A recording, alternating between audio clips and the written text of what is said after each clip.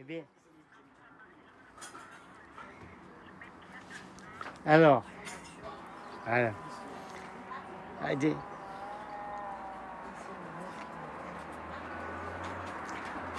Allô Jackie, ça va? Dis-moi, tu viens à la Busine demain? Tu viens et il y a des reporters, ils vont faire un petit un reportage et il faut qu'on s'explique tous les deux. Tu viens? Il est là quand même. Pagnol, c'est un peu le maître, c'est le dieu ici, c'est Pagnol. Comment il s'appelle? Comment il s'appelait le patron ici? Comment il s'appelle? Pagnol. Voilà, ça c'est le château, une carte postale du château, mais il était déjà abîmé là. Nous étions partis déjà. Je ne rentrerai pas dans les détails que vous recherchez vous aussi à savoir qui a habité ce château et qui a contribué à ce qu'il se détruise. Je trouve que c'est pas très intéressant. Tu te plonges comme dans l'huile bouillante, là, dans le cru du souvenir. Ça donne chaud, je te le dis. Bonjour, bienvenue au château de la Busine. Nous sommes ici dans le grand salon d'exposition du château.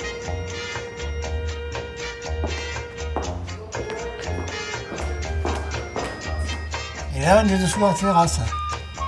Oh non, je sais pas.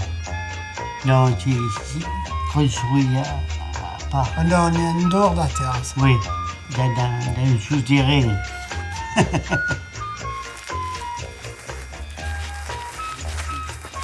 Je pars derrière.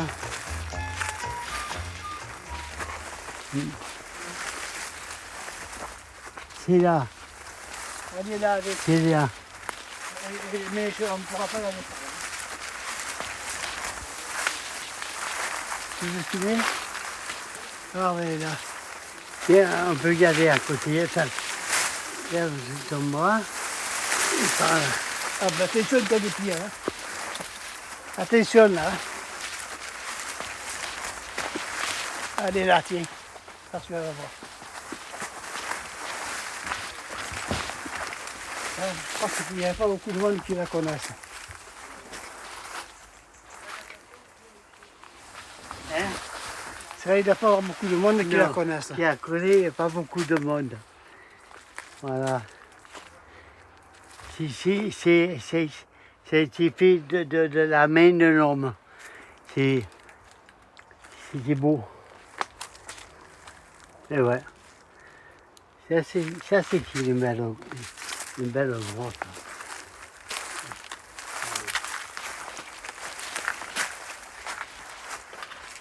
une belle grotte. Ouais.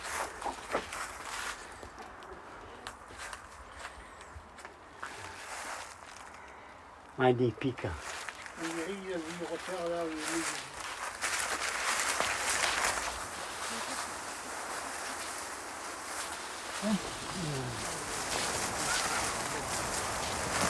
C'est par là.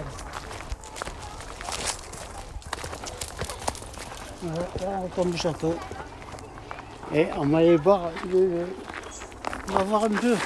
Je te rappelle quand il y avait la neige, on est descendu sur des luges. Sur des luges. Ouais, Je te ça rappelle. pourrait ça des luges. Tu te rappelles, lui? C'est on peut appeler ça des luges. Tout ce qui glissait, ça faisait bien. Ah. Ça va voir, il Hein? a mis cette porte. Allez là-bas la porte. T'as vu, là, il y a... Allez là-bas la porte. Là-bas, sur la porte. Voilà, la porte elle est là-bas, c'est ça.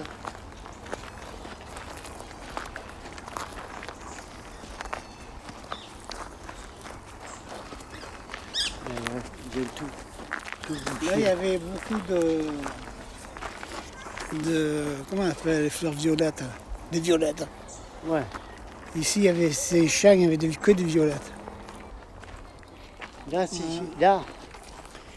mon oncle, quand il était venu, Casimir,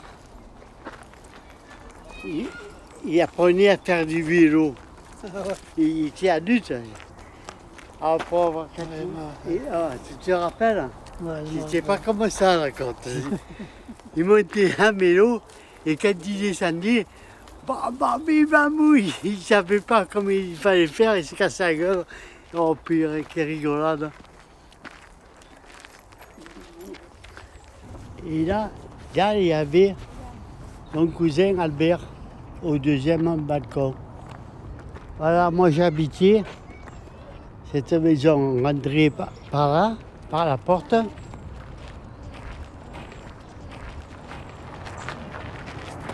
Bien, on va voir. Là, ils ont dû faire des bureaux. Là, ça rentre dans la cave.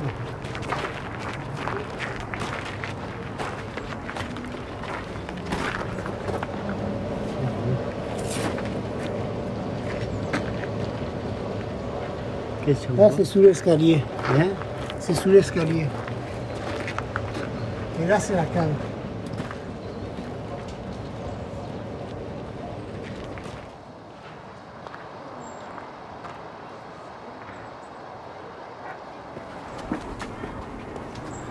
C'est l'escalier. Il y en a là, hein? Ouais, ceux-là, ils en ont vu. Ok. Voilà, moi j'habitais là. Là et là. C'est la chambre de mes parents. Voilà. Et regarde, c'est la chambre de mes parents. On y voit à travers. Oh, Ils ont laissé les trucs et tout. Hein. pourquoi il y avait une belle vitrine, un beau tableau, il n'y est plus.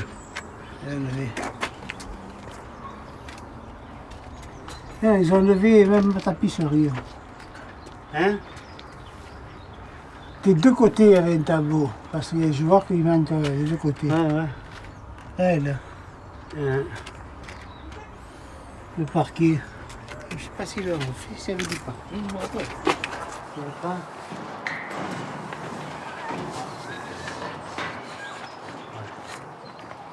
Oh putain.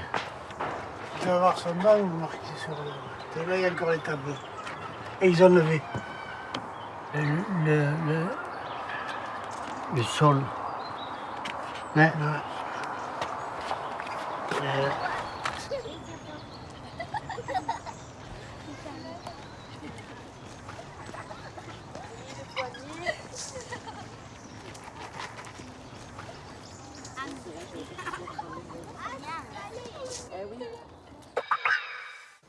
Un nom mythique, un lieu entouré de mystères, des occupants célèbres, un château à l'histoire mouvementée et la magie du cinéma. Cette bâtisse chère à Marcel Pagnol qui revit enfin après une histoire chaotique. Marseille s'accélère jusqu'en 2013, c'est l'un des équipements phares, des réhabilitations très importantes. Alors, petit rappel historique. L'ancien lieu de villégiature se partage désormais entre salles de projection, musée de cinéma de la Méditerranée et cinémathèque. C'est exactement ça. Et il est prêt, vous pouvez lui en parler. Ah oui, mais la carte est bonne cliente.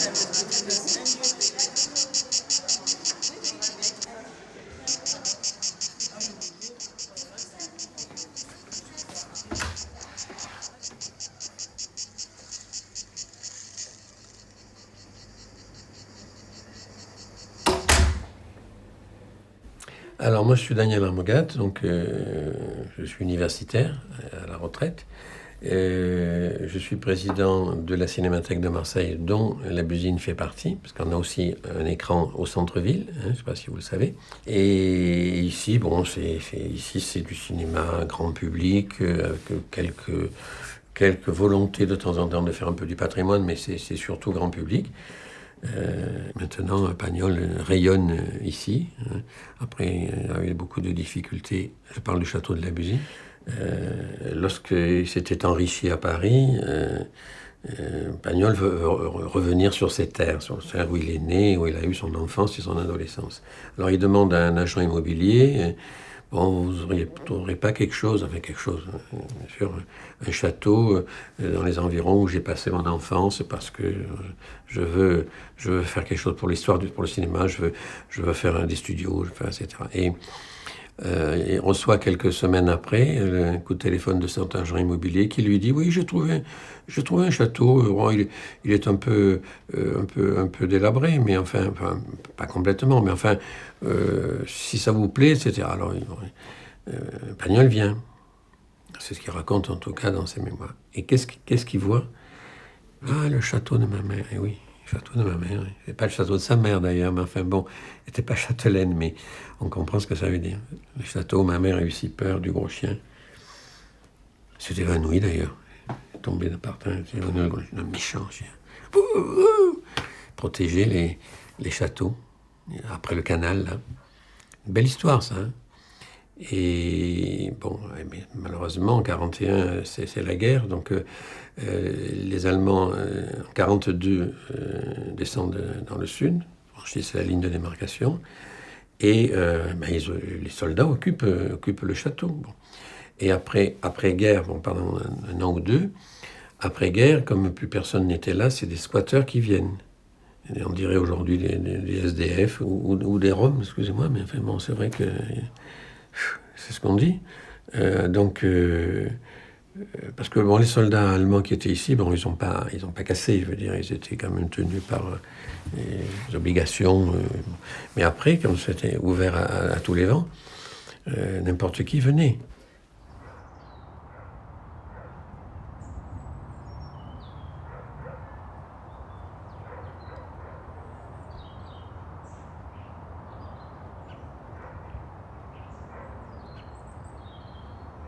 Moi, personnellement, je ne sais pas qui a habité ici pendant des années.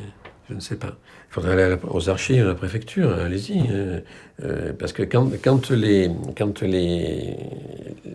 la préfecture ou les policiers venaient ici pour dire aux gens de dégager, il doit y avoir des comptes rendus. Nous sommes venus tel jour, il y avait 50 personnes avec des enfants qui dormaient par terre sur des paillasses. Enfin, bien sûr que ça doit exister, mais ça, moi, je ne l'ai pas fait. Mais certainement qu'à la préfecture, vous pouvez vous renseigner.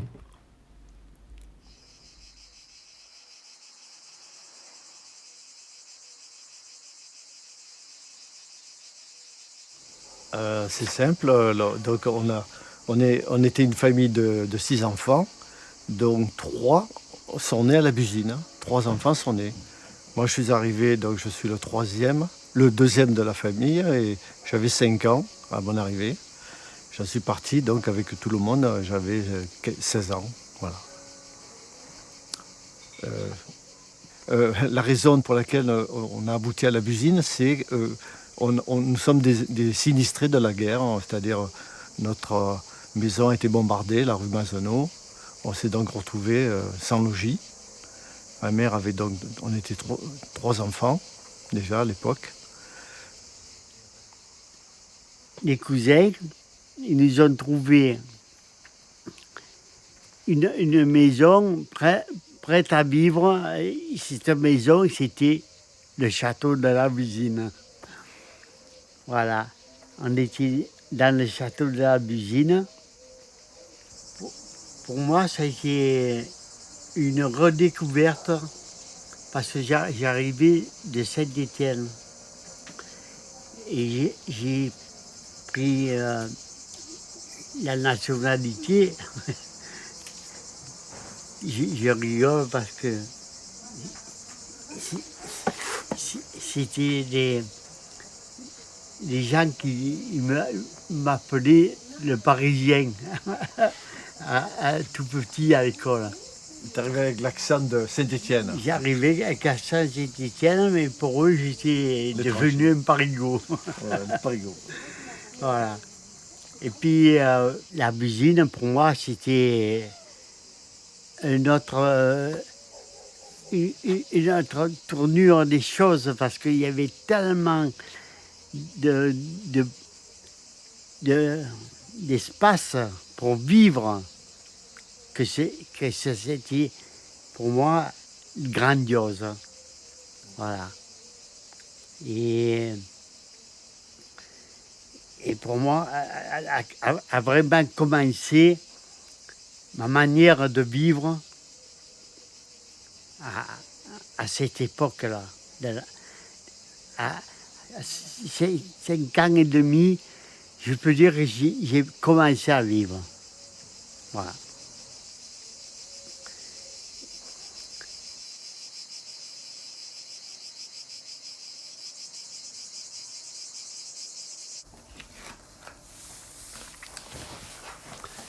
Ah.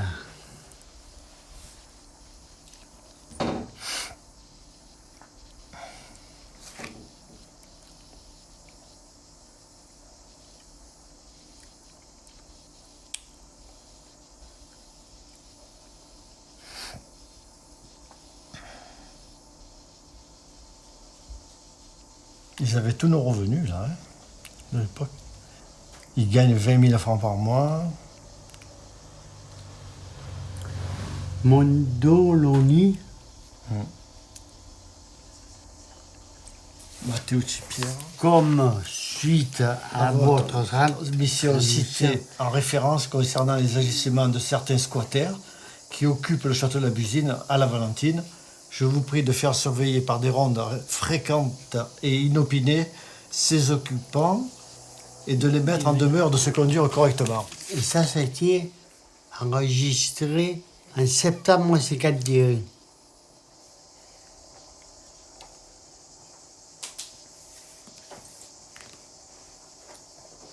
C'est toujours des termes qui me rappellent la royauté. Monsieur le préfet a été ordonné par le juge des référés sans délai de grâce. Tu vois, ça fait royaliste, ça. Hein. Elle attendait la grâce de qui, je me demande? Le 18 janvier, l'huissier.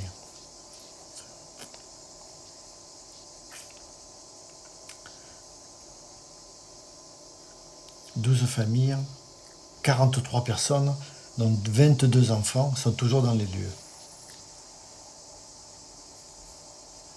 Et ça, c'était en 56. Non. Oui, 56.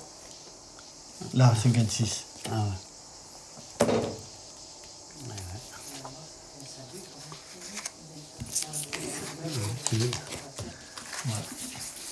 Tu vois.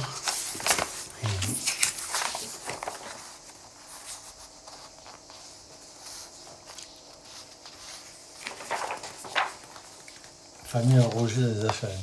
Une pièce bien tenue, sans eau, plafond effondré au 1 quart. Plafond effondré, tu te rends compte? On a quand même fait des réparations. Hein. C'était vraiment un état de vétusté maximum. Nous, la ferme effondrée. Les toits d'ardoise étaient en mauvais état. Il y avait des infiltrations d'eau de partout. L'hiver, il faisait froid. On se pelait là-dedans.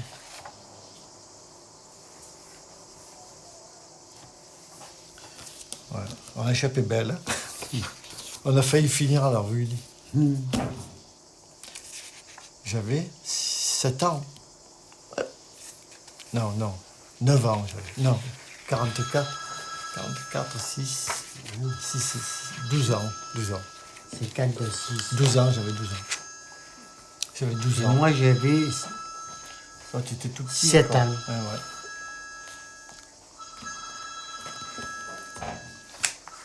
Eh ben, C'est dur, c'est rude de lire ça. et pour ça, Là, je me sens diminué, tu vois. Je me sens diminué quand je lis ça. Je pensais pas que j'avais ce statut-là. J'ai presque honte de lire ces choses-là. Ça flatte pas, hein. il n'y a pas longtemps avant. On n'avait pas de maison. Mais oui, mais ça flatte pas. Eh ben, Ça te flatte pas quand même. On t'appelle squatter, tu passes en tribunal pour te squatter, pour te déloger. Toute notre famille, on travaille dans le bâtiment. ouais. Comme ça. On faisait des maisons pour les autres. Jusqu'au jour où on nous a dit, maintenant la vôtre elle est faite, vous partez. Et on nous a virés en 61.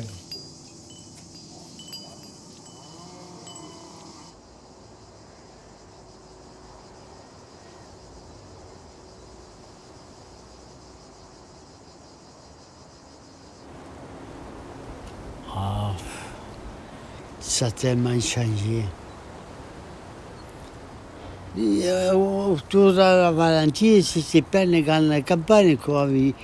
C'est tout ce qu'il y avait, des fermes et des grandes campagnes. Après, arrivé à un endroit, il y avait un lotissement. De lotissement, ça c'est un lieu-dit, mais c'est tout, quoi. Hein. C'est ça.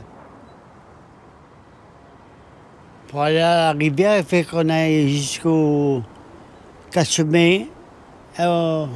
Ça s'appelait les 4 saisons. C'est là-bas qu'il y avait une rivière, là-bas qu'on allait se baigner.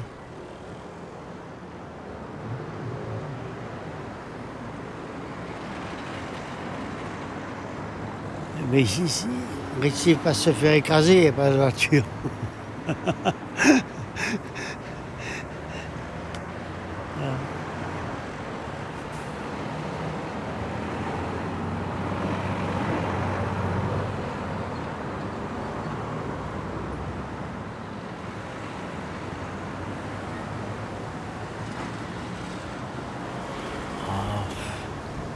Ça a tellement changé. Ça a pris une évolution remarquable, ce truc. Je peux pas vous... J'arrive plus à un bus. Non. C'est trop, ça a trop changé. Je ne reconnais plus rien.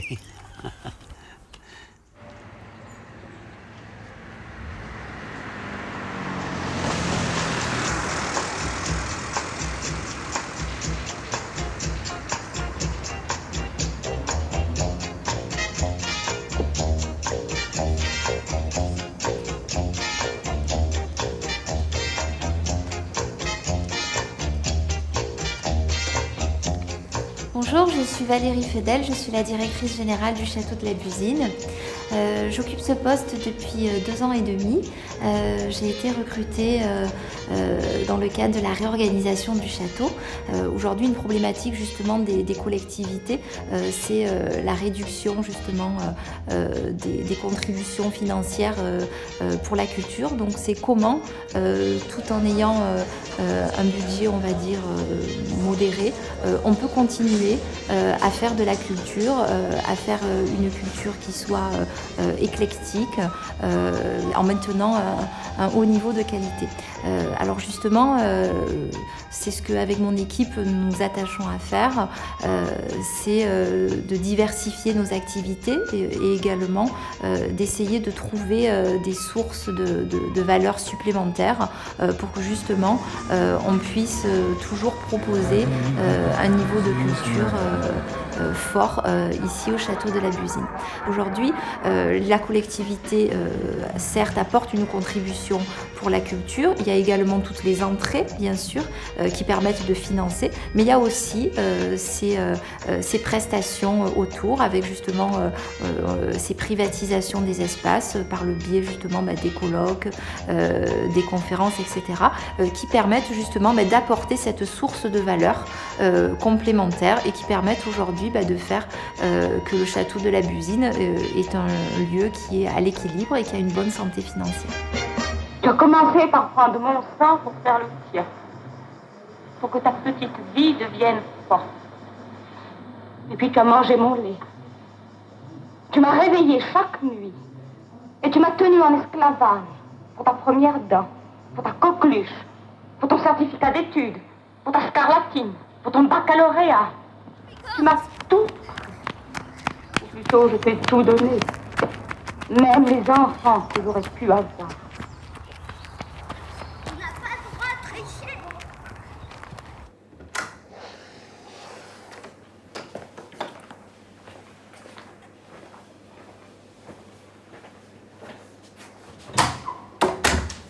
Mon grand-père, il faisait les cochons, les poules, Son grand-père, ouais. les canards. Il plantait Il plantait aussi des melons, des pastèques, des pastèques, des melons. des pommes de terre. Il est venu en France en 1936, Ouais. parce qu'à cause de Franco, il était même condamné à mort en Espagne. Et Tu te rappelles quand il criait, ton grand-père? Hein? Ouais. Comment il disait toujours? Mi cagundeo. Mais cagundeo. Mi cagundeo. Il est espagnol, mon grand-père. Mi cagundeo, il disait. Et ça veut dire je cague sur Dieu. Ah ouais, ça veut dire ça. Il était attiré à un point. Là, c'est à droite mon père. À gauche, je ne sais pas qui c'est. Et je pense que c'était quand il était dans le FFI, pendant la guerre. Ouais. Bon, ben ça, c'est mon père et ma mère qui se promenaient sur Marseille, dans Marseille, je pense.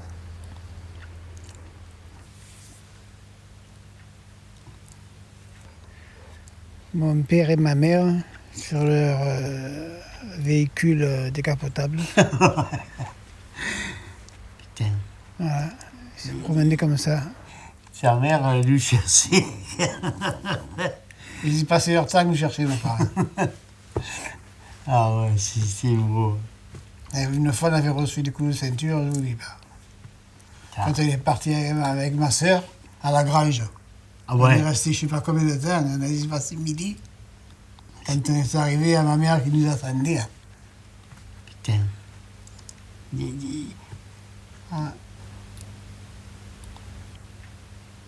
Voilà, là c'est la façade du château avec mon frère, je pense. Ouais. Bon, ben alors ça, c'est ma mère, nous, avec les voisins, et deux voisines, mais leur nom, je ne me souviens pas. Ils habitaient le château. C'est derrière chez moi. Il y avait elle, hein? Il y avait... Qui avait aussi, petit? Je ne me rappelle plus, moi, tout. Le jeudi, on regardait les émissions pour la jeunesse, quoi. Hein. Il y avait un Tintin, un truc comme ça, non? Ouais, c'est ça. Ouais. Et puis... Je ne me rappelle plus exactement.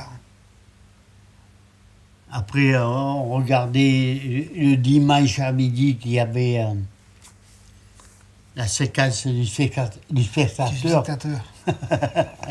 Si je rappelle, c'était des morceaux de film. Si c'est ça qu'on avait à... Ah ouais. Et ça.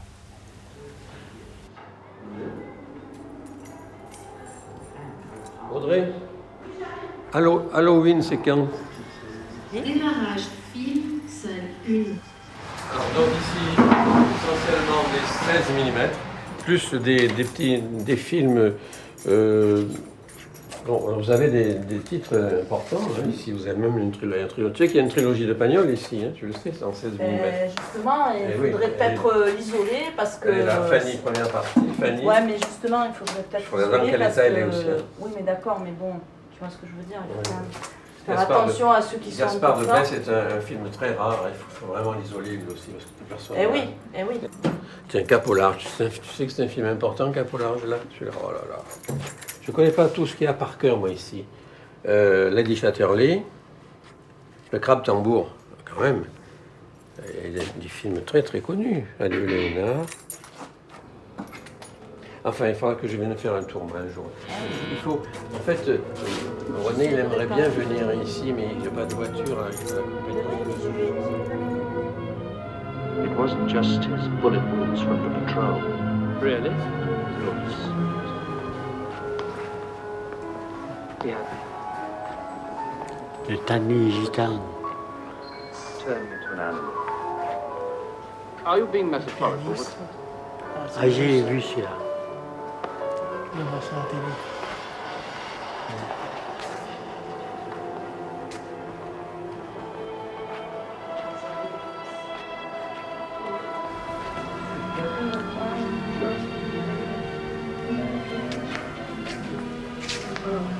She looks like his mother. Clearly, the boy must have an unconscious mind, just like everybody else. Molly. Parce que le mec, Hein? l'homme, c'est que c'était fermé. Et ouais. Il était là.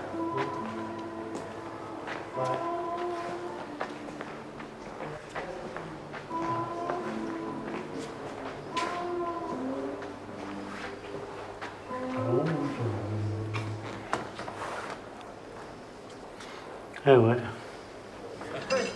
Allez. La terrasse, c'est au-dessus. La terrasse, c'est au-dessus. Et la porte qui était au niveau de l'âme là-bas. This piece of earth, we give it. We will never lose that, never. La porte est Un peu plus loin, ça. Ouais, bon, ouais.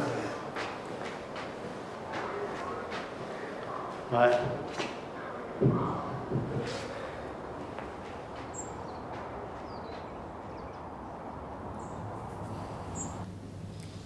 Ah, ça fait drôle, ça nous fait plaisir. Et c'est un peu nostalgique quand même.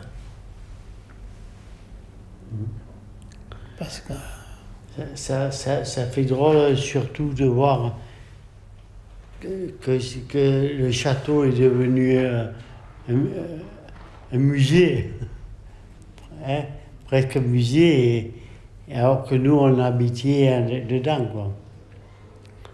Et que maintenant les gens ils viennent même pour payer, pour visiter, quoi. C'est bizarre. Ouais. Ouais.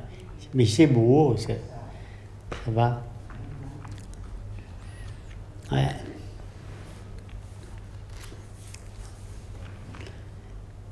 j'ai un frère qui est mort dans cette chambre.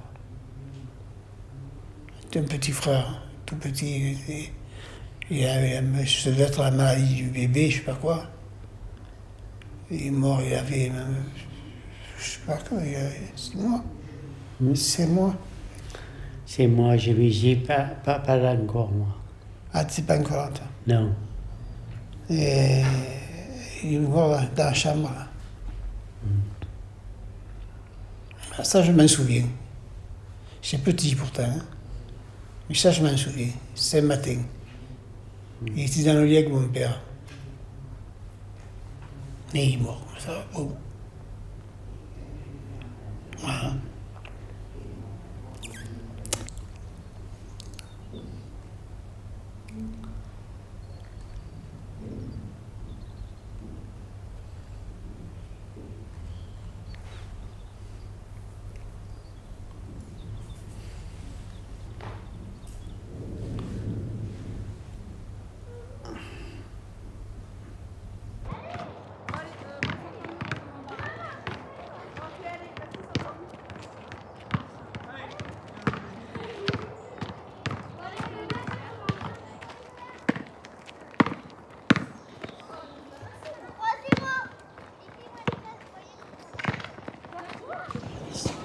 Ça nous ramène 61 ans en arrière. Eh ouais, hein. C'est beau. C'est beau, mais c'est dommage, c'est plus à nous. Hein? Mais ouais, dommage, ouais. Ah ouais. Moi, je me reverrais bien habiter là, tu vois. Et maintenant, ça m'a fait quelque chose de bien aussi, là. Ouais. Le problème, c'est qu'ils ont fait ces maisons. Hein? Le problème, c'est qu'ils ont fait ces maisons. C'est une maison qui a tout autour. Attends. La folie douce. Ouais.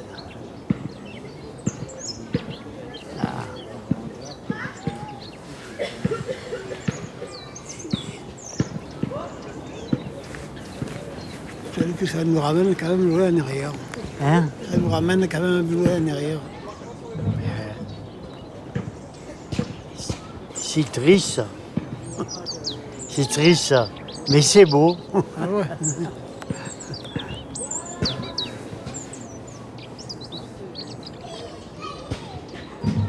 Un peu. C'est la vie, ici. Ouais. Ah bah. Cet arbre, il y était quand on était là, devant Gommilé. L'arbre là-bas. Ouais. Il était là quand on était là. Oui. Le grand. Oui. Et l'autre à côté aussi, mais il a été coupé en haut. On dirait. Il y en a deux. Ouais. Ah, d'accord. Ah.